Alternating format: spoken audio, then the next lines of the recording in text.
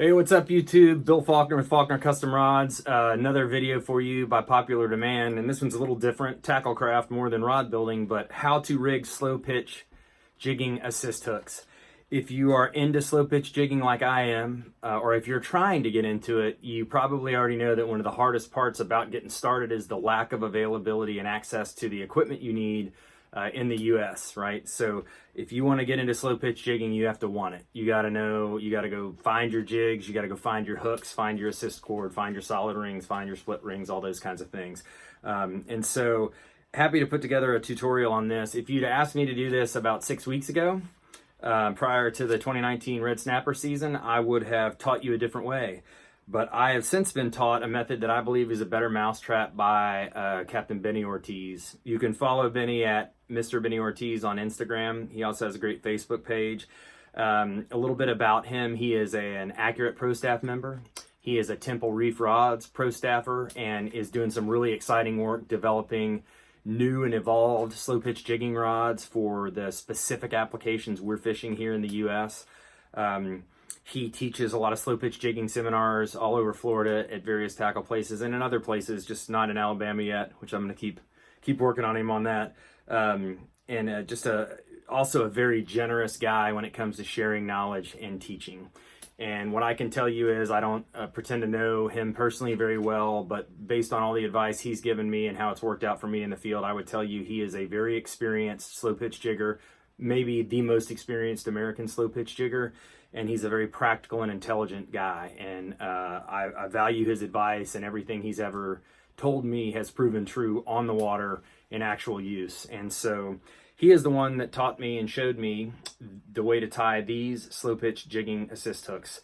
And I've been using them exclusively in the 2019 season, and I'm super impressed. They work. And I'll talk a little bit about the advantages to these hooks. But to me, the probably biggest thing how Benny invented a better mousetrap is he sort of broke the mold and started using a different hook. And this is the hook that he uses. It's a Gamakatsu single 510, and this was not at all designed as a slow pitch jigging hook. And I think most of us would have looked at this hook and not seen its potential as a slow pitch jigging hook. But to Benny's credit, he did see the potential and figured out a way to rig them. And like I said, they're very strong, very effective. They're rapid to tie, which is a huge thing, and also, you know, more cost effective than the traditional methods. So in this video, I'm going to show you the equipment that you need in order to get these things put together. I'm going to show you the technique that I use for putting them together. It does vary slightly from the way Benny Ortiz taught me. Thanks very much, Benny. Appreciate you teaching me. And that's not to say it's the only way or a better way. It's just kind of the way I'm doing it. It works for me. I know the way Benny does it works for him. So hopefully you can watch the video and see just how easy it is and get some tied up and get out on the water and fish. Thanks for tuning in. Please like and subscribe to the channel. And if there's other videos you'd like to see, I'm always interested in additional content and kind of what there's an appetite for. So don't hesitate to let me know. Here we go.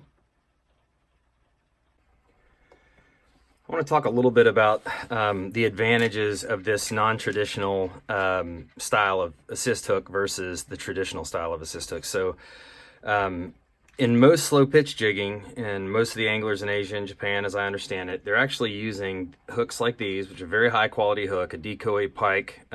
These are ASO 5 SPs. These are ASO 3Ps, but they're sort of different weight of wire, but it is a spade eye hook. And so you have to use your fluoro cord, assist cord, tie it down, put a knot, tie it back off. It's pretty elaborate. It takes several minutes to tie one of these. And then you super glue it in place. And in this case, I've used a UV cure adhesive over the top of them to make them as durable as possible. They are incredibly sticky sharp. They have excellent geometry to hold fish once you hook them. But they take a long time to make. And when you're fishing a lot, you tend to go through a lot of these hooks. The other thing is, if you're fishing on a boat where you have mates gaffing fish or bringing fish over the rail and unhooking them, typically they're just going to use a D-hooker or a pair of pliers. And you can see the geometry on this hook is almost like a circle hook. And quite frankly, they're hard to unhook fish. They do their job. The geometry is such that they hook them well and they stick. And what you find is with the mates unhooking your fish with these hooks, even though they work very well, they break a lot of your hooks. They tend to break them off here or here, depending on whether they're using a D-hooker or they're using pliers. And so it's not unusual to catch 5 fish and have the hook points broken off all 4 years when somebody who's not used to this hook geometry, who's not careful, who's trying to quickly unhook a fish and move on to the next angler and get their fish, they just really beat them up. And so the combination of it's difficult to get these hooks. You got to order them from Asia and wait for them. I usually get them on eBay. I like that they're available in a bulk pack, a pro pack of anywhere from 26 to 40 hooks, depending on which model and size. And they work very well, but they break easily and they're slow to make, right? So then we start looking for an alternative, and this is where I think is kind of a stroke of genius by Benny Ortiz in coming up with this particular assist hook. If you talk to knowledgeable Asian slow pitch anglers, Japanese anglers, they will say, don't use a ring eye hook. It doesn't flow through the water the same way. It gives resistance. We think it's going to foul more. And, you know, that may be true in their experience. In my experience, that's not the case. I have found this setup of hooks to be every bit as effective as the traditional style. And in fact, they're much faster to tie using the method I'm about to show you, which is kind of a modified Benny Ortiz method. Thanks very much, Benny, for sharing. And the hook geometry is very different. You can see it is a very round bend hook, and it also has an outside barb, okay? And the net of that is these things are incredibly strong. It's a long, sharp point, every bit as sharp as the slow pitch designed hooks, but a much stronger hook geometry. They do not bend or straighten nearly as easily. And by virtue of the circular bend, it's a lot easier to get them unhooked, either with a D-hooker or with pliers. And so, you know, I was nervous when I first used them. I wondered if they would work as well, and they certainly do. Absolutely no noticeable decrease in hook rates. They hold extremely well, no difference in increase in losing fish, right?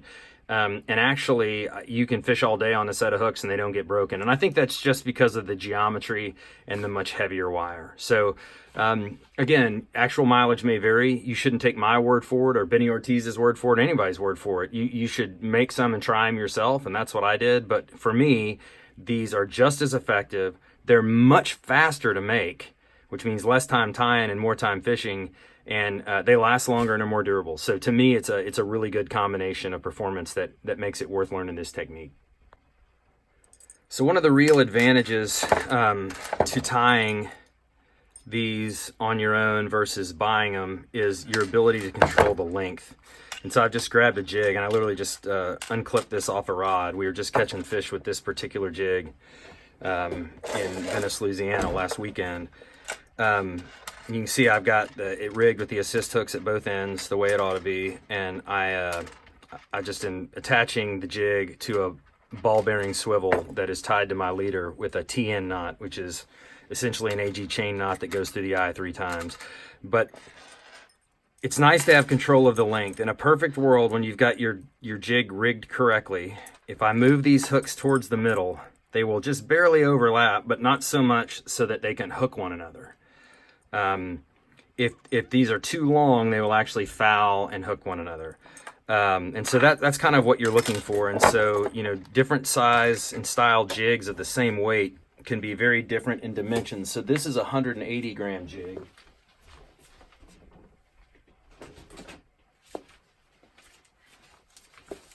And here's a 200 gram jig, I'm sorry, 160 gram jig that's way longer, right? So ultimately what we might need for the right size assist hook would be different between these two jigs, and that's fine. So tying your own rather than buying them gives you the option to manage that length.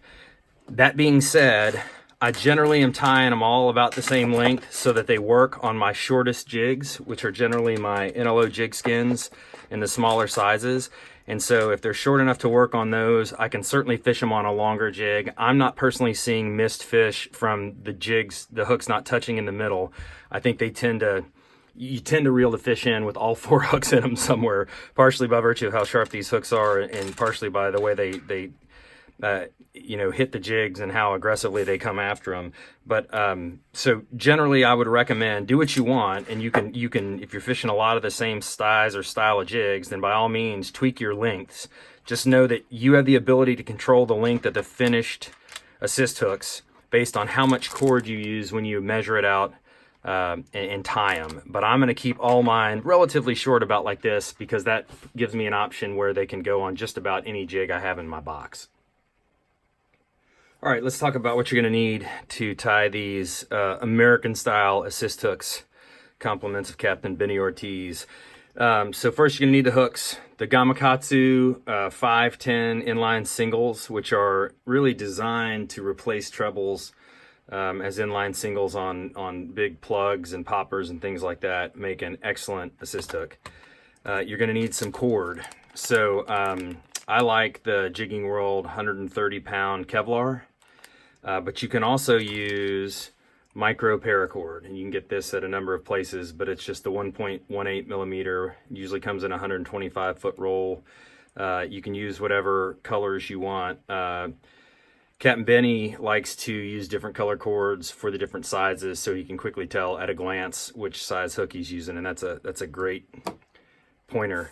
Because of the nature of the hook, which is comes to you as an open eye, you're gonna have to close the eye and bend the eye up, and in order to do that, you're gonna need a relatively stout set of pliers, and so I have these Calcutta's. Manly makes parallel jaw pliers, but I think the parallel jaw is pretty useful, and you'll see why in a minute. We're going to have just a little tape measure here that helps us measure the length of our assist cord so we get a consistent result. You're also going to need something to cut your cord with. These are braid cutters from Charkbait. They work great. The Cuda braid shears also work extremely well, but whatever you've got that will not wear out cutting the cords. And then you're going to need something to help you pull these things tight. I've used a lot of things. What I've come to favor is this is just a knot puller. You can find these sold as a carp rigging tool or as a knot tightener or knot puller online. And then I just have a big nail here, and I've ground the point off of it. And I've also ground the head of it flat so it won't roll off the bench or the desk while you're working. Once you've got all those supplies, you're ready to go, and we'll dive into tying some. All right, so now I'm going to walk you through the process of actually tying an entire setup. So first we're going to measure our cord, and I apologize, I've just noticed that my fingernails are a little bit dirty, and it's not dirt, it's because I've been gluing up and shaping a bunch of EVA grips. So using this 130 pound Kevlar cord, I'm going to go, using my method, about 18 centimeters in length, if you can see that. And I'm going to trim it. You want something that cuts clean. And I'm just barely going to burn the ends and kind of keep them manageable. I don't want it to unravel, and I want it to be kind of pointy to help me get done when I'm going to get done. So now we have our 18 centimeter piece of assist cord, and this is the 130 pound Kevlar. This stuff stretches a lot as you seat it, so 18 is the right length. If I was using the paracord, it does not stretch at all. I would use about a 21 or 22 centimeter piece to end up with the same equivalent assist hook length. But just know that that's a variable you play with, and you control it both by the knots you tie and how much tag end you use, as well as how long your piece is. So if they're too short, keep track of how long a piece you're using and start to shorten it a centimeter at a time. If they're too long, just the opposite, start to shorten it. So you just understand that you can control the length of the finished product by how long you make the piece that you start with. So now we got to form our Gamakatsu 510s. This is where the pliers come in handy. So first I'm going to close this eye, and you see these pliers have crimping grooves, and they're perfect for closing that eye. And you just want to, you got to use a little bit of muscle, but it's doable. And next, I'm going to bend the eye so it's slightly upturned. And, your geometry and your pliers may vary, but I'm essentially, let's see if you can see that, I'm really just putting the eye of the hook in the pliers and then bending it up. That's all we need. And so I'm going to do the same thing with the other pair. You can break these hooks, and I have broken a few. Trying to bend them, and generally what I find is I think it's something with the way they're tempering the hook. It bends easily up here by the eye where it's meant to be closed, but you get into the shank of the hook and it's tempered and doesn't want to bend. So if you're breaking them off, you may actually be putting the hook too far into your pliers, if that makes sense, when you're bending them. You can see the eye coming out the other side. So just really put the eye in there. and we have to get just enough clearance to allow our assist cord to go through. You can do them one at a time as you go, or you can take your whole bag of hooks and bend them all at the same time. It doesn't matter. So now I'm going to take one end of my cord and I'm going to come up from the hook point side through the eye of the hook. And really, it's almost like snelling it. And I'm sure some of you are going to look at this and you're going to know knots and you're going to have a different way of doing it. Captain Benny Ortiz likes to do a uni knot here. And the only thing I'm doing is more like a snell or a barrel knot, because I feel like it protects the knot a little bit more from teeth. And there's no tag end coming across the outside of the knot like happens with the uni knot. So I've just gone 3 wraps around, and now this is going to be hard for you to see probably, but I'm just feeding this tag end back along the hook shank, and I didn't leave quite enough tag end, so I'm going to give myself a little more to work with. So I'm going to go once, twice, 3 times around. You see I've got a pretty long tag, but that doesn't mean I have to feed it all through. So I'm going to move the knot a little bit away from the eye of the hook to give myself some room to work. I don't know what I've got stuck to my finger, sorry. All this fishing will beat up your hands and make you shed, at least if you're me. And I'm just feeding this, and of course it's going to go slowly while on video, so I can just humiliate myself in front of all of the internet. There, and as soon as I've got the end through, then I'm going to tighten that knot. And I want to sort of form it and get it to start to tighten. And I generally want to have a pretty short tag at this point. I could have easily just pulled from this side and I'd have a real long tag, and that's really not what I want. I could use a longer tag. I'd probably need to use a longer piece than 18 millimeter, okay? So once I've got that knot decently formed, I'm going to take my same pair of pliers, and be careful here because you don't want to hurt yourself, and I'm going to grab that tag in, and I'm going to grab the running line. Whoops, just that's what you're going to be careful about. You see how much this stuff stretches and how much longer my tag end got. I'm just going to kind of form that knot and seat it. And that's good enough for now. Try to not have your tags wind up any longer than that. Now we're going to do the exact same thing on the other side. Up from the hook point side, through, give yourself plenty to work with. 1, 2, 3. And you see now, because of the way I burned and sort of rolled the end of the cord after I cut it to length, I have a nice end that slides right through there, kind of like a point, right? And again, I'm not seating this real tight. I'm trying to get kind of loosely. I'm mostly pulling this way, and I'm trying to get the knot formed and tight without leaving too long a tag end. It's probably a little hard to explain and a lot easier to do. This tag's going to be a little long, but we'll be all right. Same thing, I'm going to try to seat that one pretty good. Now, once I've got both seated, I just want to prove this point to you. This Kevlar has a lot of stretch until you take it all out. And so part of what I want to do with this is make sure we get all the stretch out at this point. So if you look, from hook bend to hook bend is about 11.5 centimeters or so. Now I'm going to seat this thing. Okay, now I have seated both knots tight, and you can see it has gone from 11.5 bend to bend to about 14 bend to bend, right? So I got 2.5 centimeters of stretch out of that, and that's okay. It doesn't stretch anymore. It also gets a little finer in diameter. It's now almost exactly the same size as the paracord in diameter, whereas it started off a little bigger. From here, you could probably leave these tag ends just like they are. I worry about water resistance and I worry about too much stuff hanging off. So I'm just going to cut them about halfway. And then again, this stuff doesn't ball up the way paracord does and really kind of seal. You're just trying to kind of put a little bit of a ball on the end. If you get a flame, just blow it out. No sharp edges, nothing to cut. Just sealing it up so it won't come unraveled. And this stuff may not really unravel. It probably won't affect the strength. And you could probably trim closer than this, but just in case my knots slide or slip, I want to give myself just a little bit of insurance. And I feel like that length tag is good, doesn't interfere with anything, doesn't look unseemly, and gives me enough tag in and a little ball on the end to catch that I've never had one slip or come loose. I've never, ever, ever had one come unlocked. And we'll talk about one more step we take to make sure that that doesn't happen as well. So once we have the assist hook tied, basically, now we've got to rig it to the solid ring. I am using bulk solid rings that I buy from various places on AliExpress. They're very well formed, very well polished, the good ones, and they're not all good, but they literally are a fraction of the cost of buying them from Japan or from the dedicated jigging places. That being said, when I first bought these, I crimped 200-pound mono, two leads of 200-pound mono to the ring, and then did my best to tear one apart or break it. I could slightly bend them using all my strength. I couldn't break one. I couldn't. So certainly they're strong enough, but I would be very careful using anything that's a cheap import from China without testing it. But these have been good to me so far. By contrast, I haven't found a split ring on AliExpress worth using. They all come apart easily.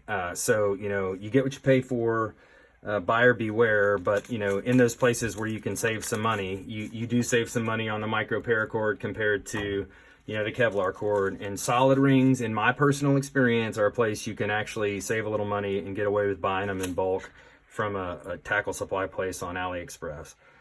So now we're going to take our assist hook and we're just going to kind of evenly create a loop. And essentially we're going to do a cat's paw splice. And by that I mean the simple knot is you put the doubled end through the ring and you just go over it, kind of loop to loop connection. That's a single, right? What we're going to do is do that same thing 3 times. So first time through, we go over. I'm going to gather all my excess and twist it and go back over.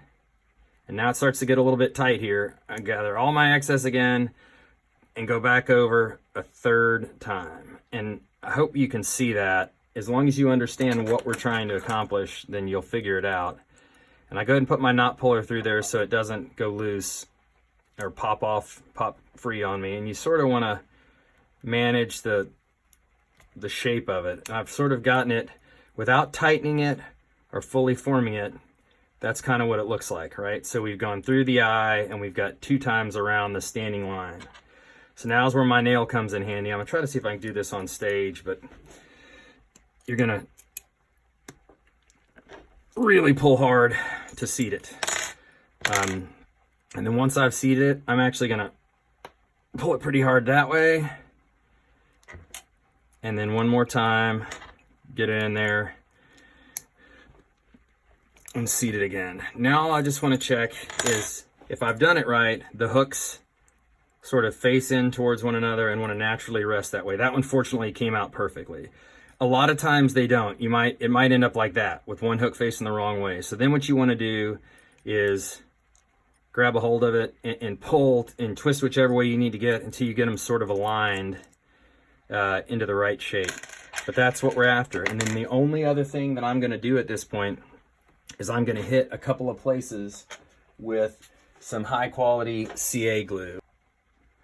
All right, so the last step here is just to add a little insurance to this, to the knots. And we're going to do that by adding a little super glue. And again, you want to use this very sparingly, but just a little bit in the right places can really help you. In faithful reproduction of what Benny Ortiz taught me, thanks very much, Benny, he uses Zap-A-Gap Pink, which is a very thin, low viscosity that flows really well, and that works great. For me, the Zap Pink, and I use a lot of it for fly tying, it's a great adhesive, but it dries white a lot of times, powdery white, and it wicks so much that sometimes it's hard to control. And I also often have it dry up in the bottle and go bad before I can use all of it. So for a while I was doing a lot of hollow core rigging and wind-on leader rigging, and somebody in one of the West Coast, I think it was the BD Outdoors forum, talking about making wind-ons, turned me on to this stuff. And it's called Instaflex, and it's actually Bob Wood Industries makes it, and it's sold under this Hot Racing USA brand, but they have this is essentially the flexible thin. So it is a very, very strong CA super glue, and it's very thin and low viscosity, so it will flow and wick into these places we want to put the knots, but it remains a little bit flexible, and it doesn't dry white like the Zap does, and it's not as brittle and as stiff because of the flexibility. And so to me, this stuff is just unbelievably durable. And I also, this bottle I've had for the better part of a year, 1 ounce bottle, and it's not used up yet. So they have a bunch of different products. They come in with different colored labels for different things, but this is the flexible thin low odor Instaflex, and I just really highly recommend it. I love this stuff.